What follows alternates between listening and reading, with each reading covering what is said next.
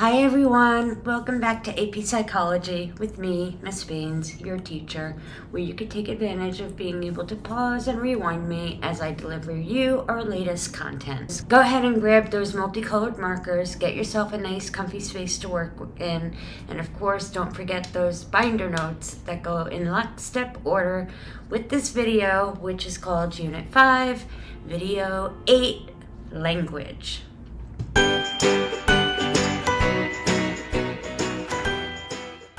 Okay, so for starters, this goes hand in hand with the thinking content, right? As per our learning standards here, it's all about what is language. What is language if not a huge part of thinking? Can we even think without words? Think about that for a minute. Do we name the thing before we see it, or is it in our head what it is and then we name it? Language is not just our spoken and written language that we have. It's also gestures, body language, facial expressions. For some people, it's speaking entirely with their hands, or your eyes and your facial expression, right? If you're deaf, which is better known as sign language. Okay, definition-wise. Language is the way that we communicate meaning to ourselves and to others. There's a certain structure that we have that all languages, no matter what language you're engaging in. The first thing that we're going to do is break that down. So first up is what we call a phoneme. A phoneme is the smallest sound unit in a spoken language. For example, this has 3 phonemes. Okay, so this is like the sounds that you're hearing when you're creating a word. EA is E, or CH is ch, or sh, or the. So beach, for example, has 3 phonemes. B-E-ch. While phonemes are sounds, they're not just the alphabet, right? It's not just each letter in the alphabet. There are many non-words that are 2 letters as well. Okay, next up we have morphemes, which are the smallest units of language that does carry meaning. Right? Phonemes don't have any meaning. They're just parts of a word. This could be a whole word like milk, okay? Or it could be part of a word like pumpkin, which has 2 morphemes. Or unforgettable, which has 4 morphemes. Okay, so how many of those do we have? Well, for phonemes, we have about 40 basic sounds that we learned very early in our language acquisition. And when we're learning to spell, morphemes are those smallest meaningful units that we have about 100,000 of. For example, O-N, L-Y-E-D-E-R, right? These are all sounds for our words, and they are meaningful parts of the words that tell us where in space and time we're doing them. Language is that which enables us to communicate with and understand other people. This is very much culturally determined, as well as what we call semantically determined. We're going to talk about semantics and syntax now. Semantics are the set of rules by which we derive meaning from morphemes, words, and sentences. For example, we have a semantic rule that tells us in English by adding ed to a word, say the word laugh, means that it happened in the past, right? Laugh becomes laughed, past tense. These are semantics. Syntax is the rule for combining words into grammatically correct sentences. So this would be like the order of the words in the sentence, and so on. For example, an English rule in sentences, syntax rule, is that adjectives come before nouns. We say things like white house, or tall tree, or the fast car, and so on. We don't say house white in English. Though those of you who speak a Romance language know that that is the exact opposite, and that it is correct to do so in languages like Spanish or Italian, right? We do say house white or Casablanca. This is why children learn their native languages much easier when they are tiny little beings. And they learn languages way before learning adding, say, 2 plus 2. Here's some more information about what we learn on average after the age of 1. 3,500 words a year, which amasses up to 60,000 words by the time that we graduate from high school. That's a lot of words, right? I think we should all feel proud of ourselves. Next up are the stages of language development, beginning with when do we learn the language? All right, let's talk about talking. Ha ha ha. All right, first up we have the babbling stage, which begins at about 4 months old. The infant will spontaneously utter various sounds that make no sense whatsoever, right? They are babbling, after all, and it is what it sounds like, babble. So it's not an imitation of adult speech, right? That doesn't happen until about 9 or 10 months.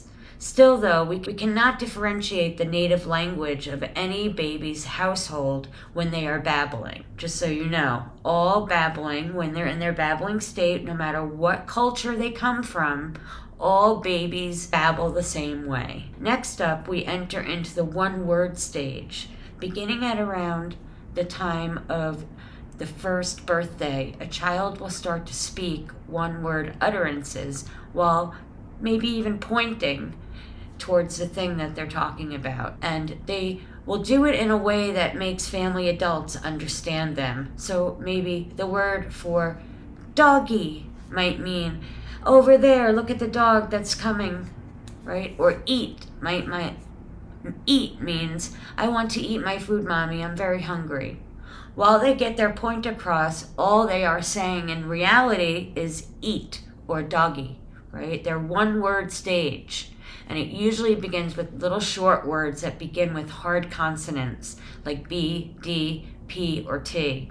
So baby, ball, dada, truck, okay? Usually soft consonants come later on. Mama, lammy, milk.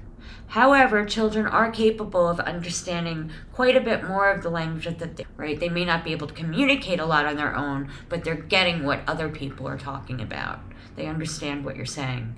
Okay, the second year is when a child starts to speak in 2-word sentences. This is also called telegraphic speech.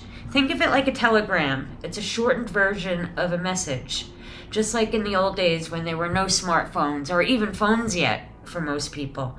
And people had to pay by the word to deliver messages over a delivery machine, right? Like a fax machine.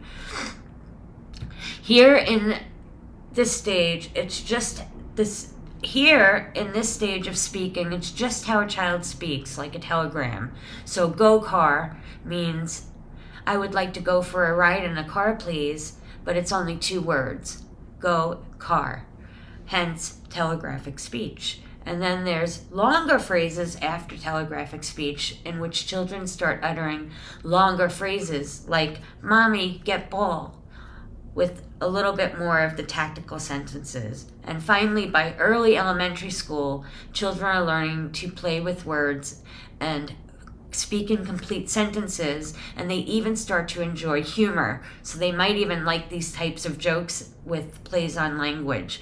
Like, how come no one starves in a desert? Because all of the sandwiches there. Ha ha, get it?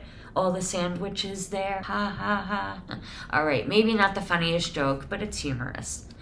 All right, next up is explaining language development. We have a couple of perspectives here. First up is, he's back, B.F. Skinner, who believed that we learn to talk through operant conditioning and operant conditioning only, that we're not born with anything inside of our brains, we're a blank slate language-wise, and we learn through positive or negative reinforcement and punishment. In short, language development can be explained in the basis of learning principles like association, imitation, and of course his favorite, reinforcement. Children learn to speak because they are rewarded for making sounds that are close to adult speech, and then they are shaped over time until they form the correct words and sentences. I mean, think about it. When a child says their first word ever, right? It's kind of true. Adults are like, oh my God, what a genius. They're so happy. He spoke. They're smiling and oohing and eyeing, and what a brilliant, genius child they have, right? That's reinforcement for the child. All that praise, that makes them want to know more and want to say more when they're getting a reaction like that. However, our next theorist, Noam Chomsky, disagreed with Skinner. He opposed Skinner's ideas, suggesting that we have a sort of machine in our brain called a language acquisition device. He underscores this with the fact that the rate of acquiring language is far too fast for a reward system to be in place, and that it can't be explained through learning any sort of principles. Therefore, language has to be inside, innate, in the part of our brain. And it's all ready for the shaping of utterances into words, depending on which culture the baby is coming from. He goes on to remind us of the idea that languages have a universal grammar, which is a similar underlying structure of all world languages. Is this neural system of the brain for understanding that language. It is switched on by exposure to language and hearing it in our environment, and something that we are all absolutely born with inside of our brain. This led to his beliefs on statistical learning and critical period. Okay, so well before our first birthday, he believed that our brains are discerning word breaks by statistically analyzing which syllables are, say, in the words happy baby. How do they learn that happy baby go together? And then we start noticing the breaks. And then the baby starts grouping those sounds of words together and building on them a little bit more each time. Such statistical analysis is learned during, he coined as critical periods of child development. And that critical period said that if we wait until after that time, say 7, to learn any of the languages and all of the grammatical rules, it'll be almost impossible for them to learn a language as fluently as a native speaker would. Okay, so language and thinking is next. Language and thinking are intricately intertwined, and we will talk about why now. Language influences on thinking come from Benjamin Whorf. He came up with this idea of linguistic determinism, or what he called linguistic relativity hypothesis. He suggested that language determines the way that we think about and perceive the world. An example is seen with a group of people called the Hopi, in which he noticed that they did not have any past tenses for verbs, so therefore they could not think readily about the past. He purported that our language determines the way that we think. So when a language provides words for objects or events, we can think about them more clearly and more readily and retain them much easier. Okay, for example, like the differences for colors, or in the words for colors, or the words for snow for people in Alaska. They have like 100 different or 1,000 different names for the word snow, whereas here it's just known as that white plague, right? When it comes here, everybody's freaking out, making sure like, oh my God, shut everything down, close the schools, get our shovels ready, buy some salt, right? It's like this big event that happens. But in Alaska, they have so many different kinds of snow, they're able to be more prepared for it when it comes and not make such a big deal about it. They're readily thinking and preparing for what they should wear that day, all kinds of complex things that my New York City brain just doesn't understand about snow. Okay, so next up we have thinking and images. To a large extent, thinking is language based on, like, when we're alone, we might talk to ourselves, right? We do this very readily. Don't deny it, we all do it, even if it's in private, in your own brain and not out loud. You are always constantly thinking in language, right? We do this, however, we also think in images. So for instance, maybe we don't think in words when we open up the hot water tap, right? We don't say, I am now going to turn the water on, right? We don't have those sentences flowing in our head as we do each thing. Some things are on autopilot, right? So when we're riding a bicycle, we don't think to ourselves, where is my pedal and where do I put my foot? However, we humans do imagine physical activities, right? And it actually activates the same brain regions as when we're actually performing the same activity, which kind of reminds me of mirror neurons, if you think about it, right? There's a real connection there. So more psychologists believe that probably it is our thoughts that influence our language more than our language influencing our thoughts, and that they go kind of hand in hand, right? This is if you have any kind of this is especially true in any kind of performance, like a dance or a sport or playing an instrument, right? Visualizing is huge, right? You're not necessarily picturing the words, but you're imagining yourself doing all these wonderful things that you need to do to be an expert in that field. For example, it's easier to think about a man being a police officer than a woman because we've always called it, or we learned it as a policeman since we were very little, right? With little kids, we heard all in our coloring books and our people, our little toys, it was always a little policeman. Okay, so it's harder for us to comprehend the possibility of a woman filling that role because of the word policeman being so innate in our early learning years. However, we do know that that's not the only thing, right?